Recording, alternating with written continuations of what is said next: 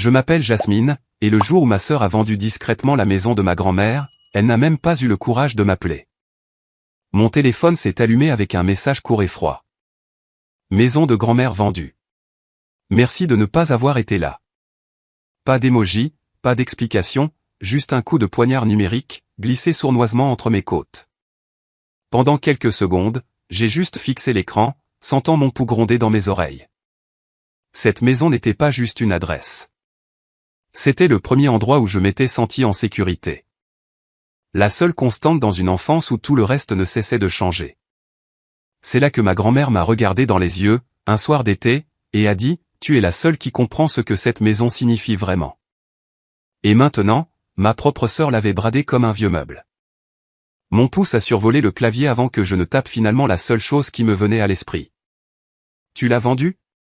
Tu es sûr de toi. » J'ai appuyé sur envoyer, les mains tremblantes, non seulement de douleur, mais aussi de quelque chose de plus aiguisé.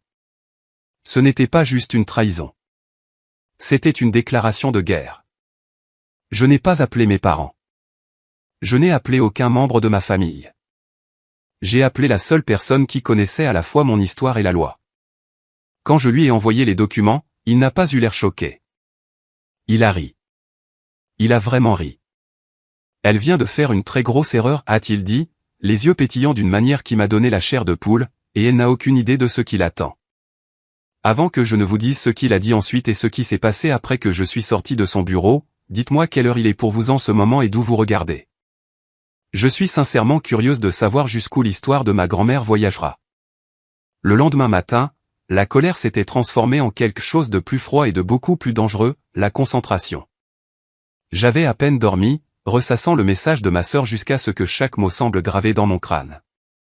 Quand je suis finalement entré dans le petit café du coin où j'avais l'habitude d'étudier à l'université, je n'étais plus seulement une petite sœur blessée.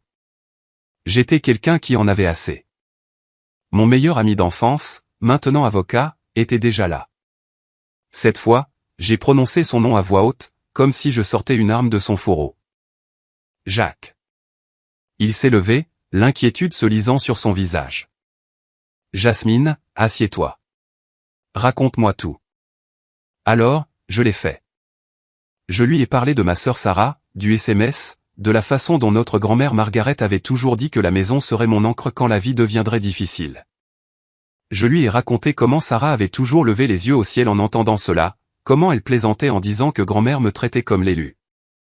Jacques a écouté sans m'interrompre, feuilletant les documents que j'avais apportés, capture d'écran de SMS, photos de la maison, copie de vieux emails. La maison n'est pas seulement sentimentale, dis-je, la voix tendue. Elle fait partie de son testament. Je le sais. Nous en avons parlé. Je lui ai promis que j'en prendrais soin, que je ne la laisserais pas tomber entre de mauvaises mains. Un instant, j'ai entendu la voix de ma grand-mère dans ma tête, aussi clairement que si elle était assise à la table voisine. Certains murs renferment des secrets, monsieur, certains murs renferment des promesses. Ne confonds jamais les deux. J'ai dégluti difficilement et j'ai repoussé ce souvenir. Jacques a tapoté l'une des pages. Si Sarah a vendu la maison sans ton consentement, et si cette signature est un faux, elle a de sérieux problèmes, légalement et personnellement. Elle n'a pas seulement franchi une ligne, Jasmine. Elle a sauté d'une falaise. Ces mots ont provoqué un étrange frisson électrique en moi. Je n'étais pas impuissante. J'avais un levier. Pendant qu'il examinait les documents de plus près, j'ai ouvert mon ordinateur portable sur place et j'ai commencé à constituer un dossier. Chaque carte d'anniversaire que grand-mère avait signée, chaque email où elle mentionnait la maison, chaque message de Sarah faisant allusion à des problèmes d'argent. J'ai regardé le dossier grossir, et avec lui, ma détermination. Au milieu de ma collecte frénétique, mon téléphone a vibré. Sarah, encore. N'en fais pas un drame, a-t-elle écrit. Tu n'étais jamais là de toute façon. Moi, au moins, j'ai fait quelque chose de responsable. Pendant une seconde, ma main a tremblé à l'idée de l'appeler pour lui hurler dessus. Au lieu de ça, j'ai fait glisser le téléphone vers Jacques. Il a haussé un sourcil. Tu sais, dit-il lentement, j'ai vu des frères et sœurs faire des choses mesquines pour de l'argent, mais falsifier les dernières volontés d'une grand-mère décédée. Il a levé les yeux vers moi, son expression se durcissant. Elle va le regretter plus qu'elle ne peut l'imaginer. J'ai fixé le message de Sarah et j'ai senti quelque chose en moi se mettre en place. Peut-être pensait-elle que je choisirais la paix familiale plutôt que la confrontation. Peut-être croyait-elle que je garderais le silence pour éviter de passer pour la sœur difficile. Mais je me suis souvenu de la dernière nuit que j'ai passée chez grand-mère, assise sur les marches du perron, la main de la vieille dame enroulée autour de la mienne alors qu'elle me murmurait, « S'ils essaient un jour de vendre ce qui est censé te protéger, bats-toi, même si c'est ta famille. » Alors, laissez-moi vous poser cette question, si vos propres frères et sœurs vendaient la seule chose que vous aviez promis de protéger, choisiriez-vous le sang ou la promesse? Au moment où j'ai quitté le café, mon chagrin s'était durci pour devenir une sorte d'armure. J'ai pris le reste de ma journée, me suis assise à ma petite table de cuisine dans mon appartement de Chicago, et j'ai commencé à extraire tous les registres publics que je pouvais trouver sur la vente. Transfert de propriété, archives du comté, acte de vente. Finalement, un nom n'arrêtait pas d'apparaître à côté de celui de Sarah, Richard Grant. Au début, il semblait juste être un autre acheteur riche qui avait déniché une bonne affaire à rénover. Mais plus je fixais ce nom, plus un étrange malaise me parcourait l'échine. Cette nuit-là, j'ai rêvé de ma grand-mère assise dans son fauteuil délavé, la douce lumière de la lampe auréolant ses cheveux d'argent. Dans le rêve, elle n'était ni chaleureuse ni souriante. Elle était sérieuse. Ne fais pas confiance à l'homme qui sourit avec des yeux vides, murmura-t-elle. Quand je me suis réveillé, le cœur battant, le nom de Richard résonnait encore dans ma tête. J'ai appelé Jacques dès le lever du soleil. J'ai besoin de tout ce que tu peux trouver sur cet homme, lui ai-je dit. S'il est clean, très bien. Mais s'il ne l'est pas, je veux savoir exactement à quel point il est malhonnête. Déjà dessus, a dit Jacques. J'ai passé son nom dans quelques bases de données hier soir. Il y a des rumeurs, des procès qui se sont réglés discrètement, des plaintes qui n'ont jamais abouti au tribunal. Il a un mode opératoire, propriété en difficulté, famille vulnérable, vente étrangement rapide. Et il y a autre chose. Il a rendu visite à ta grand-mère plusieurs fois durant la dernière année de sa vie. Mon estomac s'est noué. Pourquoi? C'est ce que je veux découvrir, a-t-il répondu. Mais quelque chose me dit qu'il n'est pas apparu par pure gentillesse. J'ai passé l'après-midi à faire défiler de vieilles photos sur mon disque dur, essayant de voir s'il apparaissait un jour en arrière-plan. Barbecue de famille, dîner de fête, visites dominicales improvisées. Sur une photo granuleuse que je me souvenais à peine avoir prise, un homme se tenait près de la clôture, le visage détourné, mais avec une posture familière. Trop à l'aise, trop décontracté, comme quelqu'un qui pensait avoir sa place ici. Un frisson m'a parcouru. Comme par hasard, mon téléphone a vibré. Un nouveau message de Sarah. Une photo de la maison de grand-mère, mais différente. Ma maison. Le jardin de devant était défoncé. Un panneau de chantier était planté dans l'herbe. Le progrès, ça a l'air bien, non, a-t-elle écrit. Cet endroit va enfin valoir quelque chose. Ma mâchoire s'est crispée. Enfin valoir quelque chose. Il avait toujours tout valu. Tu penses que l'argent est la seule forme de valeur? Ai-je tapé, puis effacé. À la place, j'ai transféré la photo à Jacques. Il avance vite, ai-je dit lorsque nous nous sommes appelés. Bien sûr qu'il avance vite, a répondu Jacques. Les types comme Richard n'aiment pas la lumière du jour. Plus vite ils construisent, vendent et disparaissent, moins il y a de chances que quelqu'un les démasque. Nous devons être plus rapides. Pendant qu'il parlait, mon esprit a dérivé vers un souvenir particulier, grand-mère fermant à clé une petite boîte en métal et la glissant au fond d'un placard, son expression inhabituellement sombre. Certaines choses sont réservées aux bonnes personnes, avait-elle dit. À l'époque, je pensais qu'elle parlait de vieux bijoux ou de lettres. Maintenant, je me demandais si elle n'avait pas caché autre chose, quelque chose sur Richard, sur la maison ou sur le testament. Alors, voici une question pour vous, si vous découvriez qu'un étranger au passé trouble s'était discrètement immiscé dans l'histoire de votre famille, jusqu'où iriez-vous pour le traîner en pleine lumière? Un héritage est-il encore un héritage si vous laissez quelqu'un comme ça le réécrire? 2 jours plus tard, j'étais assise en face de Jacques dans son bureau, une pile de papier entre nous. Le bruit de la ville à l'extérieur s'est estompé en un bourdonnement sourd tandis qu'il disposait les documents comme les pièces d'une scène de crime. Ok, dit-il en expirant lentement. C'est ici que ça devient intéressant. Il a montré la prétendue signature de ma grand-mère autorisant la vente. À première vue, elle semblait correcte. Les boucles familières, le même désordonné au début de Margaret, mais quelque chose semblait vide. Jacques a fait glisser un dossier vers moi. Je t'ai demandé de vieilles cartes et lettres. Mettons-les au travail. J'ai sorti des cartes d'anniversaire, des notes de vacances, et même un post-it qu'elle avait un jour collé sur un pot de confiture maison. Pendant un instant, j'ai juste fixé son écriture, sentant une vive douleur dans ma poitrine. Chaque courbe d'encre était un morceau de sa voix que j'avais presque oublié. Puis je les ai posés à côté du contrat. Au début, tout ce que je voyais était un chaos de lignes, de boucles et de gribouillis. Mais en les traçant avec mon doigt, un motif a émergé. Dans mon esprit, c'était comme regarder un time-lapse, grand-mère à la table de la cuisine, signant une carte avec son élan habituel. Puis cette même main, ralentie, alourdie par l'âge, mais toujours indubitablement la sienne. La signature sur le document de vente ne bougeait pas comme ça.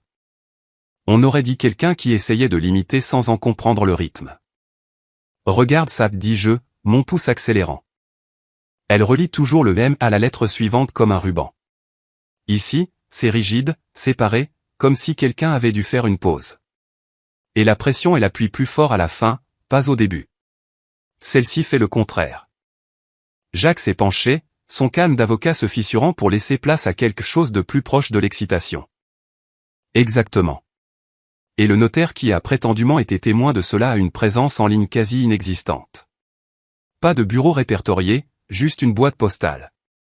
J'ai déjà vu ce schéma. C'est là que ça m'a frappé, non pas seulement que la signature pouvait être un faux, mais ce que cela signifiait à propos de ma sœur et de Richard. Ce n'était pas une erreur ou un malentendu. Quelqu'un s'était assis, avait pris un stylo et avait prétendu être ma grand-mère décédée pour effacer ma place dans la famille. Mes mains se sont serrées en poing. Ils n'ont pas seulement volé une maison, ai-je murmuré. Ils ont volé sa voix. Jacques a hoché la tête. Si nous pouvons prouver la falsification, beaucoup de choses vont s'effondrer. La vente devient invalide. L'investissement de Richard est en danger. Ta sœur pourrait faire face à des accusations criminelles. Cela cesse d'être un différend familial pour devenir une affaire judiciaire. Pendant un instant, j'ai imaginé ma grand-mère assise à côté de moi, me regardant aligner chaque signature. Je pouvais presque l'entendre. L'encre ne ment pas, monsieur Léjean, si. La pièce semblait plus petite, plus lourde, mais aussi plus nette, comme si tout était enfin devenu clair. J'ai pris mon téléphone et j'ai fait défiler ma conversation avec Sarah, m'arrêtant sur un message où elle avait écrit « Grand-mère aurait voulu ça. Tu es juste en train de faire un drame. » Un rire amer m'a échappé. Si grand-mère avait vraiment voulu ça, ai-je murmuré, elle n'aurait pas eu besoin d'une fausse signature. Alors, laissez-moi vous soumettre ceci, risqueriez-vous un jour de falsifier le nom d'un parent décédé sur un document légal juste pour obtenir ce que vous pensez mériter? Et si vous découvriez que quelqu'un vous a fait ça, seriez-vous capable de fermer les yeux? Ou mettriez-vous le feu à tout pour prouver la vérité? Une fois que nous avions les signatures alignées et les antécédents douteux du notaire sur notre radar, Jacques est passé à un autre mode, moins l'ami sympathique, plus le prédateur qui venait de repérer une faiblesse dans l'armure de son adversaire. Nous n'allons pas simplement déposer une plainte et espérer le meilleur, dit-il en arpentant son bureau. Nous allons le confronter, mais selon nos propres termes. Confronter Richard, ai-je répété. Il va juste mentir. Jacques m'a adressé un sourire fin. C'est le but. Les gens comme lui parlent trop quand ils pensent avoir le contrôle. Et quand ils parlent, ils font des erreurs. Il a ouvert un tiroir de bureau et en a sorti un petit enregistreur numérique. Dans cet état, a-t-il ajouté, tant qu'une des parties à la conversation sait qu'elle est enregistrée, c'est légal. Ce sera toi. Pendant un moment, mon cœur a cogné inconfortablement. Je n'étais pas habitué à cette version de moi-même, celle qui complotait, qui préparait des pièges. Mais ensuite, j'ai imaginé les traces de bulldozers déchirant le jardin de ma grand-mère et mon hésitation s'est évaporée. Et s'il ne dit rien d'utile, ai-je demandé. Alors nous aurons toujours les documents, a répondu Jacques. Mais j'ai le sentiment que Richard a plus peur de perdre de l'argent et sa réputation que de dire la vérité. Avant la réunion, il m'a partagé plus de détails sur ce qu'il avait trouvé. Richard avait été impliqué dans plusieurs transactions hors marché où des propriétaires âgés avaient mystérieusement changé leur testament ou vendu des propriétés à des prix étrangement bas juste avant leur décès. Des poursuites avaient surgi, puis avait disparu au fur et à mesure que des accords de règlement étaient signés discrètement. Il joue à ce jeu depuis des années, a dit Jacques. Seulement, cette fois, il a choisi la mauvaise petite fille. Cette nuit-là, j'ai conduit jusqu'au quartier où se trouvait la maison de ma grand-mère. Je me suis garé un peu plus loin dans la rue et j'ai simplement observé. Les ouvriers du bâtiment étaient partis pour la journée, mais une clôture temporaire entourait la propriété, et un grand panneau à l'avant vantait le luxe moderne à venir. Je suis resté là, agrippé au volant, la rage se mêlant à quelque chose de beaucoup plus fragile. Je suis désolé, grand-mère, ai-je murmuré. J'aurais dû prendre de tes nouvelles plus souvent. J'aurais dû être là. Dans ma tête, elle a répondu comme elle le faisait toujours quand je me blâmais pour quelque chose. Tu es là maintenant, n'est-ce pas? C'est ce qui compte. En me préparant à partir, un souvenir a refait surface, elle glissant une petite boîte en métal dans le placard de la chambre d'amis. Mon souffle s'est coupé. J'avais toujours supposé qu'il s'agissait de bijoux ou de vieilles lettres. Mais si c'était plus que ça? Une preuve? Une assurance? Je me suis fait une promesse silencieuse, dès que j'aurai des motifs légaux pour récupérer la maison, je fouillerai ce placard de fond en comble jusqu'à ce que je la trouve. De retour à la maison, j'ai fixé l'enregistreur que Jacques m'avait donné. Le plan était simple. J'irai avec lui au bureau de Richard, je laisserai Jacques mener la discussion juridique et j'attendrai le moment où Richard essaierait de minimiser ce qui s'était passé, ou pire, admettrait qu'il savait que la signature était fausse, ou que Sarah l'avait approché en premier avec ce plan. Et Sarah. Je ne savais pas si je devais la prévenir ou la laisser être submergée par le choc comme par une vague. Elle m'a de nouveau envoyé un SMS tard dans la nuit. Tu vas vraiment mêler des étrangers à ça pour un bâtiment plein de poussière et de vieux souvenirs? Grandis un peu. J'ai regardé les mots jusqu'à ce qu'ils deviennent flous. De vieux souvenirs. C'est drôle comme la personne qui les qualifiait de vieux était celle qui était assez désespérée pour les vendre. Alors, répondez-moi honnêtement, si quelqu'un comme Richard avait discrètement fait carrière en s'attaquant à des familles comme la vôtre, seriez-vous satisfait de simplement récupérer votre propriété? Ou voudriez-vous vous assurer qu'il ne recommence jamais avec quelqu'un d'autre? Le bureau de Richard était tout ce à quoi je m'attendais, élégant, cher et intentionnellement intimidant. Des murs de verre, des sols polis, une réceptionniste qui souriait comme si rien de mal n'arrivait jamais ici. Mais sous tout ce vernis, je pouvais sentir quelque chose de pourri, comme entrer dans une pièce magnifiquement décorée qui sentait encore la fumée. J'ai glissé l'enregistreur dans la poche intérieure de ma veste avant d'entrer. Jacques m'a jeté un regard rapide et assuré. Tu n'as pas besoin de dire grand-chose, a-t-il murmuré. Sois juste honnête. Laisse-le te sous-estimer. Richard nous a accueillis avec un sourire étudié qui n'atteignait jamais ses yeux. Jasmine, dit-il doucement, comme si nous étions de vieux amis. Je me demandais quand vous passeriez. J'ai entendu dire que vous étiez contrarié par la vente. Je ne suis pas contrarié, ai-je répondu en m'asseyant.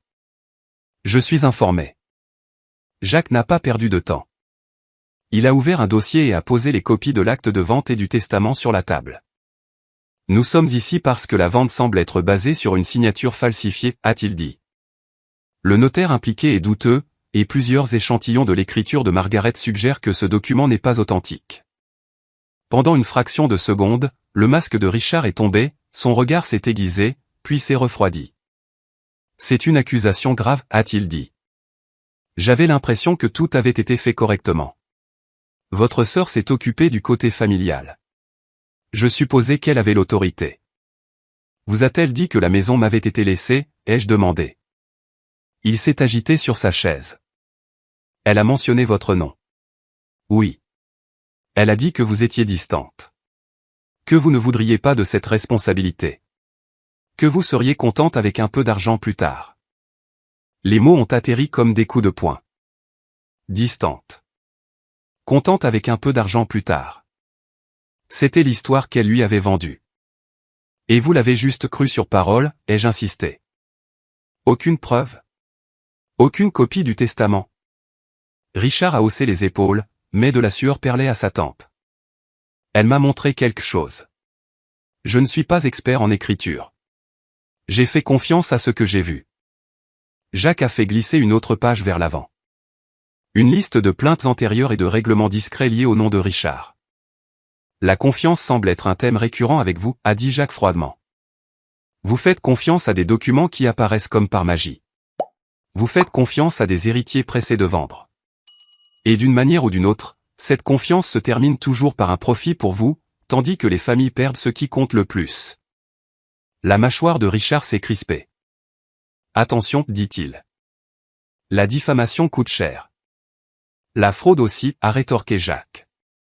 Pendant un long moment, la pièce était silencieuse, à l'exception du léger tic-tac d'une horloge murale. Puis Richard s'est penché en avant, baissant la voix. Écoutez, dit-il, personne ne veut que ça tourne mal. J'ai déjà investi dans cette propriété. Permis, entrepreneur, plan. Cela pourrait être gagnant-gagnant si nous sommes intelligents. Qu'est-ce que vous proposez exactement, ai-je demandé, bien que mon estomac se torde. Je vous donne une part, dit-il. Une somme généreuse, bien plus que ce que votre part sentimentale ne vaudra jamais. Vous partez. Votre sœur et moi, nous allons de l'avant. Et personne n'a à traîner le nom de votre grand-mère devant un tribunal. Voilà. L'offre. Le prix de mon silence. Pendant un battement de cœur, j'ai pensé aux prêts étudiants, au loyer, aux mois que j'avais passé à lutter pour trouver un travail stable en design. Une grosse somme d'argent pourrait régler beaucoup de choses. Mais une autre image s'est imposée, ma grand-mère debout sur le porche, me tendant une clé dans la paume de ma main, en disant « Ce sera toujours ton refuge ». Donc, vous voulez que je vous aide à profiter d'un crime, dis-je doucement. Parce que c'est de cela qu'il s'agit si la signature est fausse. Prétendument fausse, corrigea Théil. Vous n'êtes pas encore au tribunal. Pas encore, a fait écho Jacques. Mais nous pouvons y être. Le charme de Richard s'est transformé en agacement non dissimulé. Pensez à votre famille, m'a-t-il dit. Voulez-vous vraiment que votre sœur fasse face à des accusations? Voulez-vous vraiment être celle qui l'y a traîné? La culpabilité m'a frappé durement parce qu'il savait exactement où viser. Mais je me suis souvenu des SMS de Sarah, de sa photo suffisante de la maison en construction, de la façon dont elle m'avait jeté mon absence au visage comme si je les avais abandonnés, et non l'inverse. Elle s'y est traînée elle-même quand elle a pris un stylo et a prétendu être quelqu'un qui m'aimait, ai-je dit. Je ne fais que suivre ses pas. Son visage est devenu pâle. Il savait qu'il avait mal calculé. Je me suis levé, ma voix maintenant ferme. Voici ce qui va se passer. Nous allons vous donner une chance de défaire cela discrètement. Annuler la vente. Transférer la propriété à mon nom, là où elle aurait dû être en premier lieu. Ou alors, nous emportons tout ça. J'ai fait un signe de tête vers les papiers et la présence tacite de l'enregistreur dans ma poche, devant le tribunal, et vous aurez à expliquer votre mode opératoire à un juge. En quittant son bureau, mes jambes tremblaient, non pas de peur, mais d'adrénaline. Je venais de refuser plus d'argent que je n'en avais jamais vu. Mais cela ne ressemblait pas à une perte. Cela ressemblait au premier vrai pas vers la justice. Alors, voici ce que je veux savoir, si quelqu'un vous offrait une somme d'argent qui changerait votre vie pour garder le silence sur quelque chose de si mal, l'accepteriez-vous pour vous protéger, ou vous en détourneriez-vous pour protéger ce qui reste de votre âme? Le lendemain matin, mon téléphone a sonné avant que le soleil ne soit complètement levé. Je n'avais pas besoin de voir l'identifiant de l'appelant pour savoir qui c'était. Il y a une certaine sorte d'angoisse qui ne vient qu'avec une seule personne. J'ai laissé sonner 2 fois avant de répondre. Jasmine. La voix de Sarah a éclaté, brute et tremblante. Qu'est-ce que tu as fait? Bonjour à toi aussi, ai-je dit. Il m'a appelé, s'est-elle empressée de dire. Il a dit que tu menaçais de porter l'affaire en justice. Que tu as un expert qui dit que la signature de grand-mère n'est pas réelle. Que tu me mêles à tout ça. As-tu la moindre idée de ce que tu fais? Je fais ce que grand-mère m'a dit de faire, ai-je répondu. Je protège ce qu'elle m'a laissé.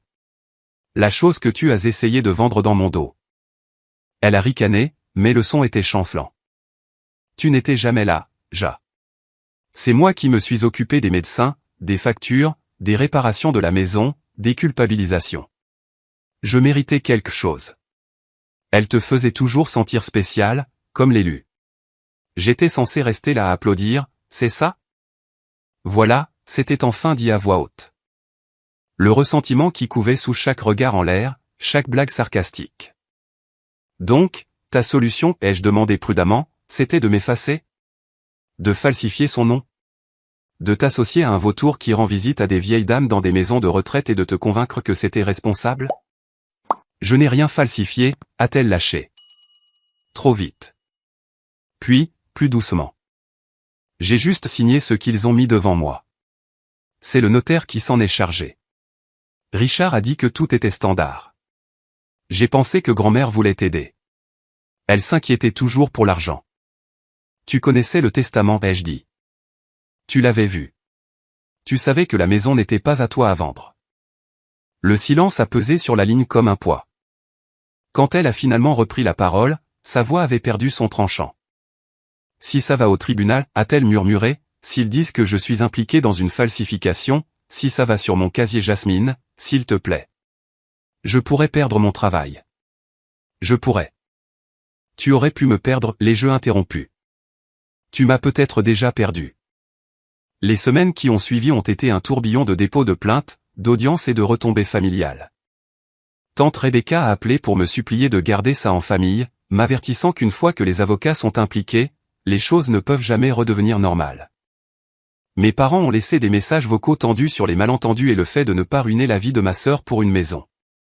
Je les ai tous écoutés, puis j'ai rejoué la voix de Margaret dans ma tête, me disant de ne pas être poli avec les gens qui traitaient ma sécurité comme une monnaie d'échange. Quand nous sommes finalement entrés dans la salle d'audience, j'ai eu l'impression de monter sur une scène où je n'avais jamais voulu être. D'un côté, moi et Jacques, notre table couverte de preuves soigneusement organisées. De l'autre, Sarah et son avocat, et plus loin, Richard avec son propre conseil coûteux. Sarah ne me regardait pas au début. Elle fixait droit devant elle, les épaules rigides. Richard semblait plus petit sans son bureau derrière lui.